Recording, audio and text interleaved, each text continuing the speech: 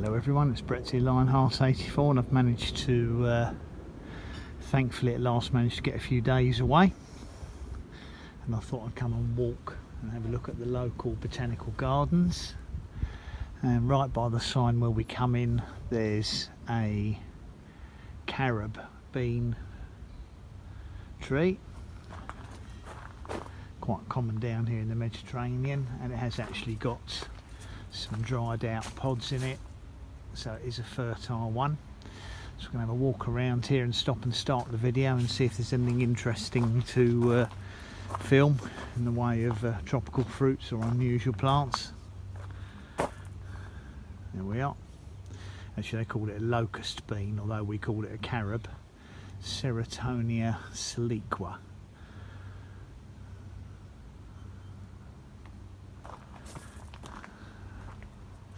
You can see the typical leaves they have on carobs, or at least hopefully you can see.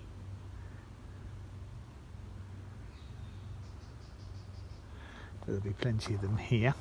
And right next to it there's a Punica granatum, and the variety is Nana, and it's dwarf, unlike the one in the Chelsea Physic Garden, and the full-size fruit, which you might be able to see over there, is about 2 inches, and that's typical of Nana, although this is in a very dry, arid area as well.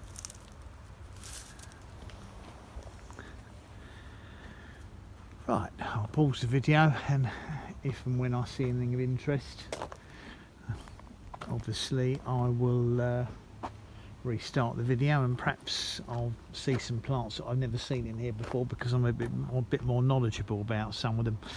Some kind of palm there. So let's stop the video and come back to you later. Okay, so here's a very large pineapple guava tree here, Aca Siloiana, but interestingly the fruits appear to be non-existent on it.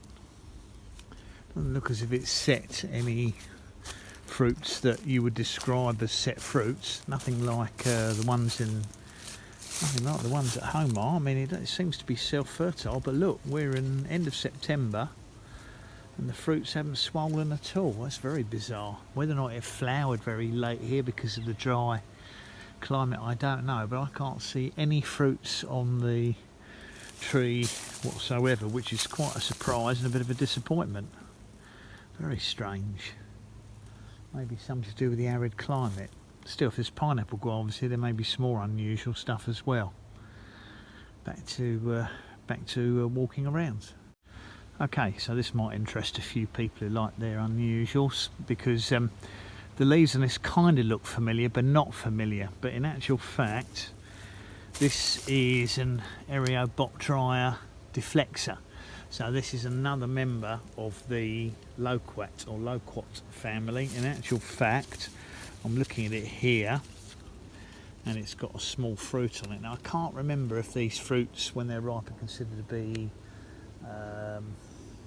edible, but what I think's interesting about them, there's more here, is I believe they flower at a completely different time of the year to the loquats we're all familiar with.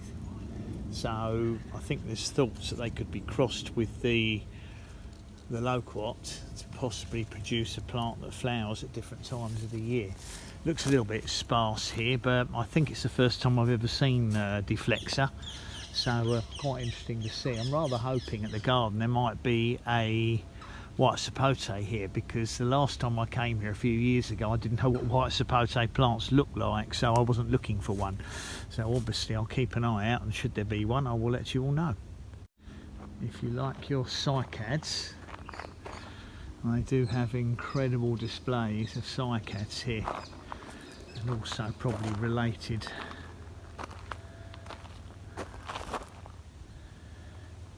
Dorianthus. It's a type of lily. You can see the flower pods, seed pods there. More cycads. Certainly if you're into your palms and forms of, there's some very unusual stuff here.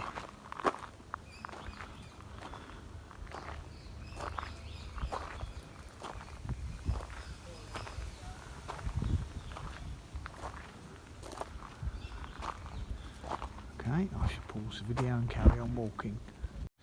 Here we've got a jacaranda. Not the time of year it flowers, unfortunately. It's looking a bit sparse like a lot of the plants here do. I suspect the dry soil does cause some problems. It's got seed pods on it. Probably was a much larger tree. Looks like it's been cut back heavily at some stage, but unfortunately no flowers to show you, but you can see it's that typical sort of jacaranda type foliage. Not surprisingly, as we're in the south of France, there's no shortage of Phoenix canariensis here. Canary Island date palm. I would assume they would have males and females here. And there are indeed dates on that one, so that one must be a female. No dates on the one next to it, so I'm guessing the one next to it is a male. You need both to get fruits. Quite fascinating, this garden.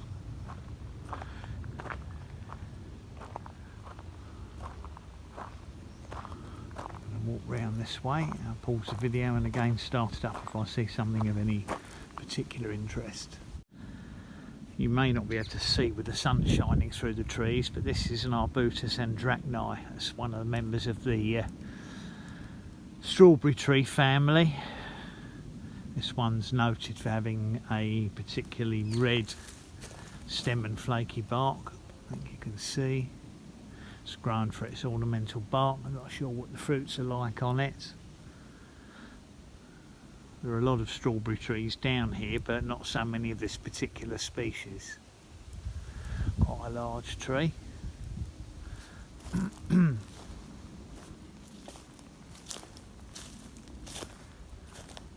of a paradise for people who like their Mediterranean shrubs, ornamental and otherwise. Another pineapple guava here, Acacelariana, Fijoa. Again, no fruits on this one at all. Could be because it's in a shady position, could be due to drought, but interestingly next to it, from the Myrtaceae family, there's a Eugenia guabidew, which is, I believe, the plant that produces the guabidew fruit. I've only become familiar with these in recent times, so I wouldn't have been aware of these before. Again, no fruits of any sort that I can see on the tree. It does look actually as if it's produced some flowers recently, if that's the same tree, but I can't see any obvious fruit set. So that is a guabidew, for people interested. And next to that we have, I think, one of the members of the Protea family. No flowers on it, but I would say that's a is that a Banksia of some sort? You can see the new flower buds coming. There we are, Banksia media. That's the flower stalk coming up. That is the flower stem that is just going over in there, if you can see that.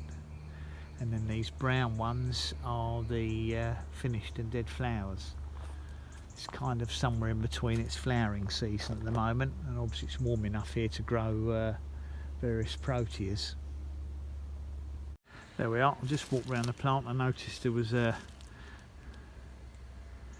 flowering panicle opening up, so there we are. That's the Banksia in full flower. You can just see the top of the flower inflorescence hasn't opened yet. Quick look at a yucca inflorescence in full flower. Lovely when they're close up. Not sure what variety it is.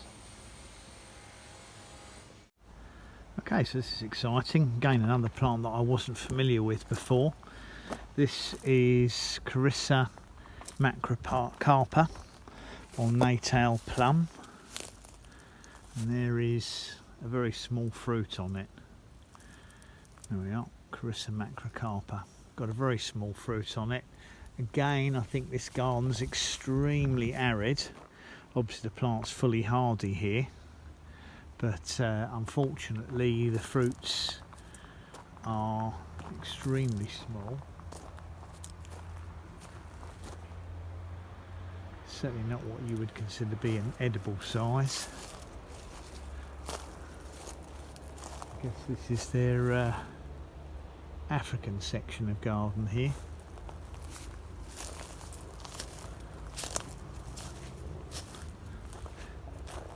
Natal plum for anyone interested.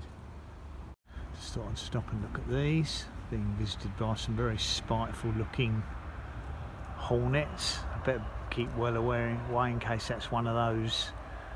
These might be those Asian ones that are extremely nasty and attack regular bees, but they seem to be interested in what I believe is a eucalyptus. But we'll keep well away from it just in case they take a dislike to me watching what they're doing. Okay, so here's one of interest here. This is a Xanthoxylum armatum, which means it's a Szechuan pepper, one of the Szechuan pepper plants. And there you can see it's covered in Szechuan peppers, and these are close to being ripe now. They split open when they're ready. I don't think I can see any split open to show you, but they're certainly at a harvestable level. They're not going to harvest them here, I'm sure. This is just growing out of interest, but I've got another member of the Szechuan pepper family in my garden, very hardy and doing nicely outside. Lovely red colour they turn when they're ready. Another plant of interest, Pistachia atlantica, which is a member of the pistachio family, but it's not the one that produces the edible pistachios, I don't think, which I think is Pistachia vera. But nevertheless, it's the first pistachio member of the pistachio family I've ever seen. Mainly because I probably didn't know what I was looking like for before. Wonder if they've got a Pistachio vera here. I'll keep looking. Not fruit orientated, I know, but look at the magnificent bark on this eucalyptus. Worth a few seconds of the video, I thought, just to show that. It's a very substantial tree. One thing eucalyptus do is grow very well in the Mediterranean. Oh dear. Can't quite read it from here which eucalyptus it is, but it does look fabulous. Just out of interest, there's another punica here, Punica granatum. This one's not Nana, larger plant, and although it has got a dried out split fruit on it, when you look at the rest of the plant, it hasn't got any pomegranates on it at all. So that just goes to show that even in the Mediterranean, if you put them in the wrong location, this tree is heavily shaded by pines and eucalyptus. Even in this climate, it's near impossible to get fruits on them. There are no flowers or fruits anywhere else on the tree that I can see, just that single fruit. So they still here need a warm, sunny position to fruit effectively and flower. There's another very large one, Punica granatum. Again, a good 12 feet tall, 12 feet wide. Can't see a single fruit on it, and again it's in a heavily shaded, sheltered area. So again, the key would seem to be full sun for these pomegranates to produce fruit. Not fruit related, but I had to show these wonderful parasol palms, pines rather. All of the foliage is at the top.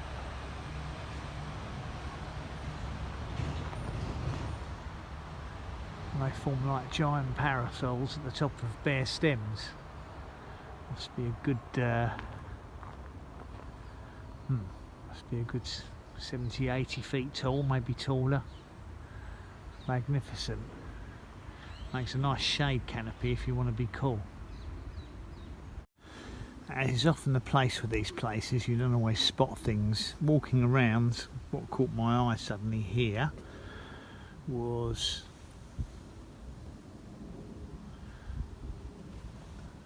Syzygium paniculatum, brush cherry or magenta cherry. Now I have a Syzygium paniculatum. It's another name, also another lily pilly.